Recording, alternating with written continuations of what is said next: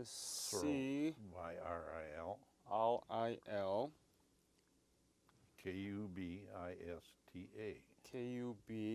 ISTA B I S T A Kubista. Kubista. Oh, your Yeah, parents.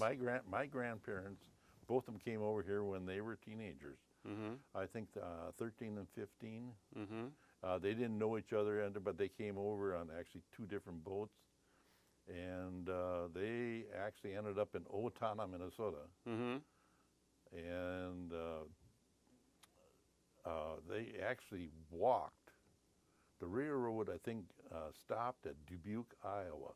There was no railroad up in this area back then, Mm-hmm.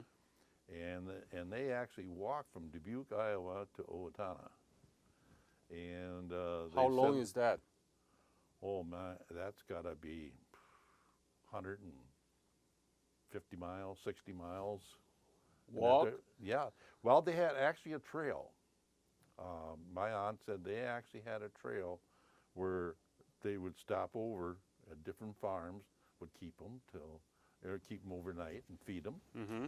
and so they ended up being in Owatonna. And my grandpa was a farmer, and he actually had the first sawmill Hmm. in the area because it was all trees. The Steele County at that time was all trees, and so they had and grassland, and they had to cut the trees down to get more farmland and to build the homes and that there. And so he actually built his own sawmill and cut lumber for the farm buildings, and he was very instrumental in my life, I feel, because he could sharpen a saw. He could tell from 500 feet away if that saw was cutting right. Birthday. And where are you born? I was born in 1933, and I was born 6 miles west of No, Wisconsin. no, birth date. Oh, June 18th, 1933. Mm-hmm. Where? West Concord, Minnesota. I was born West what? West Concord, Could you spell it? West, and then Concord, Uh-huh. Minnesota. Yep. And I was born right in the farmhouse and that there. So how was the life around 30s? I mean, it was right after the Great Depression, what? Yep. Was it hard? Actually, farm was better off than the people in the city, right? That's right, because you had animals to eat. You could grow your own vegetables and that there. That's one thing we never hurt for was food, because we always, ate good. My dad was very stickler for farming, using no chemicals, Mm-hmm. and and everything had to be like he always said: the whiter the bread, quicker you're dead. Yeah, right. And then I know. and it had to be homemade bread. Yeah. So yeah, my folks, they canned and everything. I can remember being 6, 7 years old and going out in the woods and picking choke cherries and Whole plums. grains. Yeah, and that there made jam and all that. So Mm-hmm. So, tell me about the school you went through in West Concord. well, I went to country school for the first 8 years, and Mhm. then there I went to high school in West Concord and graduated there in 1951. So, when you were in high school, you heard about the Korean War broke out? Did you? In 50, I don't remember it being talked about that much until after I graduated and went to work at the Ford Garage in Owatonna, and then people were talking about it. Oh. But it seemed like, to me, I don't know, maybe I don't remember. But then it started getting talked about. I was working at Ford Garage in Owatonna, and I got this draft notice, and I went back to the draft board, and I says, "Look," I says, "I'll go in, no problem. I'll go in." But the baby's due in November. When you were drafted, tell me that day. June. Well, I went in on June let's see, I got drafted June 12th. Mm-hmm. 53, you were Yep. drafted. Yep. What were you thinking? Being I drafted, was but I was upset. I probably had a chip on my shoulder. I did because I had to go, and I was, really kind of upset about it, and I was shipped to Fort Sheridan, Illinois, and then from there, Fort, Sheridan, could you Sheridan? yeah, Yeah. Illinois, and then from there got shipped to Fort Leonard, Missouri, Mm-hmm. and You got the basic training there? yeah, got basic training there. And when I was Catholic and that there, and I went to Mass and that there, and then the priest said, all you new recruits, this was about the third week, I think, in basic training. He said, I'd like to talk to you new recruits. And then we just sat around, had coffee, and we're talking. And he looked, and I had a wedding ring on. And he said, you married? And I said, yes. And that's right. Are you RA? I said, no, I'm US. I says, they drafted me. Really? And he says, well, anyhow, that's about all that was said about it in that there. And then about the 7th week in basic training, the company commander called me in and said, I can't believe they drafted you. But Why? Because was it customary or was it rule that the married men are not supposed to be drafted? Well, I think it was, depending on location, I think you're going to find that probably the biggest draft that happened in Olmsted County here was in 1953. Because I think they figured there was going to be another world war. I think they figured this was going to probably escalate, and they were really, bringing because a lot of the guys I graduated with got pretty near all drafted, and some went to Germany, some went, one of them went to France. They were shipped all over, and of course then about the 7th week he says, I'll tell you what, he says, I'll give you a 3 or 4 day pass, go back to Minnesota, and bring your wife down here if you want. And that there, because he says, I think that your first baby, your firstborn, you should be around. And he knew I was going to school then already, and I was going to be down there. So he said, I'll give you a pass. So I went home and I bought a 2-wheel trailer. My dad helped me buy a 2-wheel trailer, and we hooked it behind my little 50 Ford, and we dragged it down there, and I set her up off post and that there. So he would let me off on about Saturday noon, and I had to be back Sunday night and that there. But actually what happened then is our daughter was born down there in November. So You got the special treatment. I was very fortunate. I think so. Like I said, I had a chip on my shoulder when I went down there, and it was this other mechanic from Owl Motor Company in Winona, and I was a mechanic in Ford Garage in Owatonna, and we both were Ford mechanics. And when we were going through mechanic school, we got together pretty good. And he says, I'm really bad on electricity and that. And I said, so am I. So we took a college course, a written college course where you do the assignments, you send it in and that there. And I think that helped us coming down the line out. So then they were going to ship 800 of us over to Korea. So I brought the wife home. Then we had a 2-week deal, and I brought the wife home, and then I took the train out to Camp Stoneman, California. Camp Stoneman. Yeah, California. And got all the overseas shots and everything. And we figured there was 800 of us that was in our area anyhow. I imagine there was a lot more going on the ship. but there was 800 of us in our area that were going over, and they called us out that morning, and they with a duffel bag, all packed, ready to go. And I and Krakowski, because our names are both K, were always standing pretty close together, and they called my name out and could call Krakowski out, and to go to the orderly room, duffel bag and all. And on the way walking over there, I says, something must happen to the wife, you know, and Norma, my daughter. And so I get there, they says, well, they need 2 instructors in Fort Lewis. And you guys passed the highest in the class and that there, and we're shipping you to Fort Lewis, Washington. And so they put us on the train and shipped us to Fort Lewis.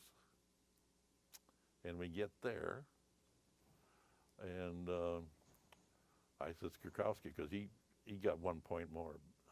He was 1 point ahead of me in the test. I said, Gene, okay, you go in and see the colonel first. And so he was in there about 3/4 an hour. I'm sitting out there twiddling my thumbs, man. I'm kind of, you know, wondering what the heck is going on out there. And I'm starting to sweat a little bit. What we got coming up and that there. And Gene comes out and he says, well, he wants to see you. He says, I'm going to keep you, and I want you to run my regimental motor pool. And he says, by the way, he says, I don't have a motor sergeant that's a private running the motor pool. But anyhow, we done, because we were a regimental motor pool, we had to go 6 weeks in Yakima Firing Center, which is a desert. And we had to be out there on maneuvers. And and we were always the aggressor force. So, but anyhow, that's where I got my eardrums broke. Oh. But anyhow, it was challenging. I learned a lot there, because when I came home, I had a filling station here in Rochester, opened up brand new in 1960. What did you open? Filling station. Filling? A filling station, yeah, service station. And that was Phillips 66 here in Elton Hills Drive. When was it? 1950? 1960. 60. I actually went back to the Ford garage, and when I got back, and went back to work for the same company. And then in 1958, I went to work for another company that had 58 Edsel. I became their service manager, and I was only there for probably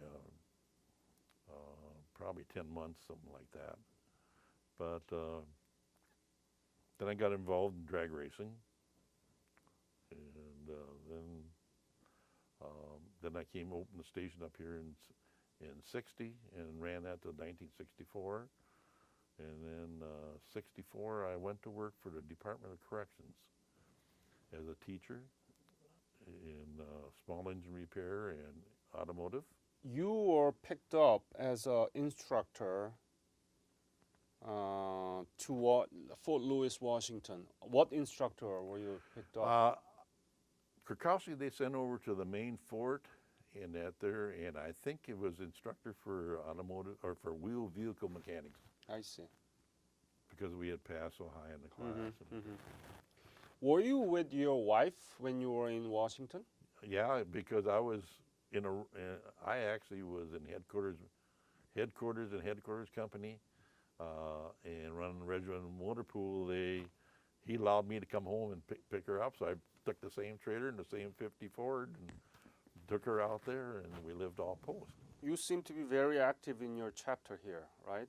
Which is not belong to the national chapter, but it's independent, but seems to be very active. I looked at all these albums, photo albums, and you guys are really active and get along very well, and there seems to be a strong bondage here.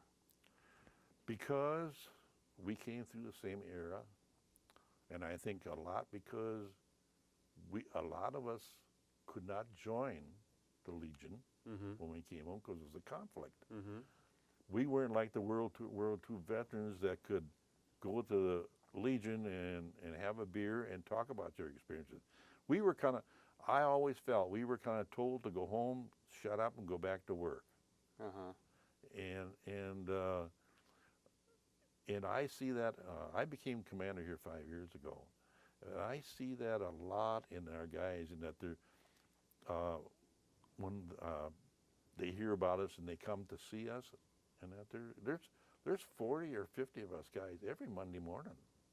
Yeah. Get together, and that Every Monday morning. Every week. Every week, and that they're, unless it's a holiday on a Monday morning. But anyhow, and it's only thing it is a time to kind of talk about the past and what happened and where you were and what you did and that there. So I kind of feel like it's instead of being a big regimented club, it's more like a club where you can come and talk, have a good time, and kind of help us through this here life now when the shadows are getting longer. You were designated as Korean War veteran by the law of the federal government. Yeah. Okay, so there's no reason for animosity here. We just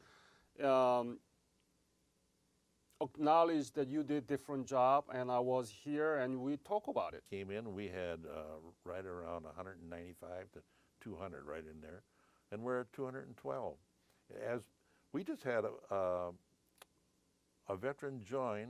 It came in all the way from Cresco, Iowa, and joined Monday because he don't like the Legion.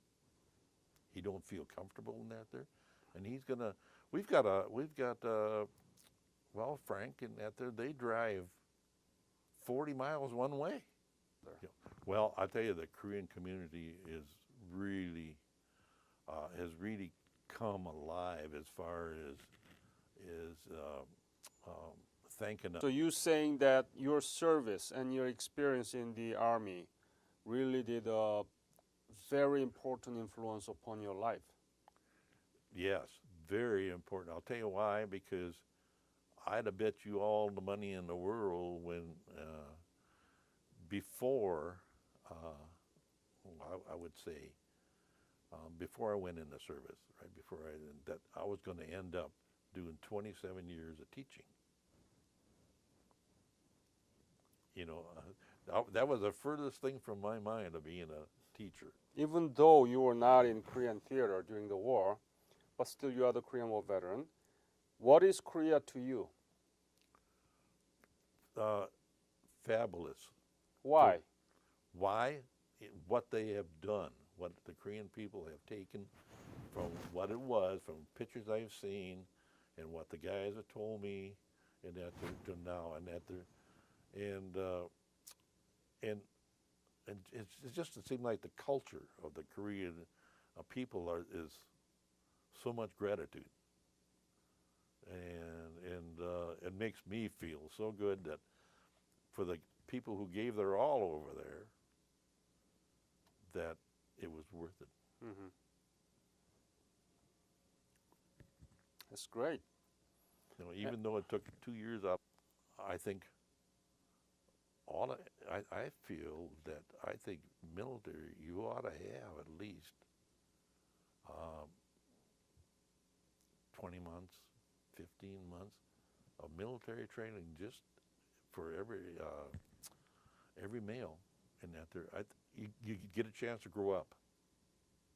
I will continue to interview those people who stationed in Korea even after the war in 1950s, 60s. Any other message you want to leave to this interview? No, I appreciate it. I appreciate the time you do doing it, and just to get the word out there. That's the main thing. Yep. Because everything, you know, Korea's been kind of put under a shelf, you know, and kind of like don't say anything in that there, but it needs to be talked about. Yes. Because you got South Korea, which is such a progressive type of a city now that it's unbelievable. Thank you again. You bet.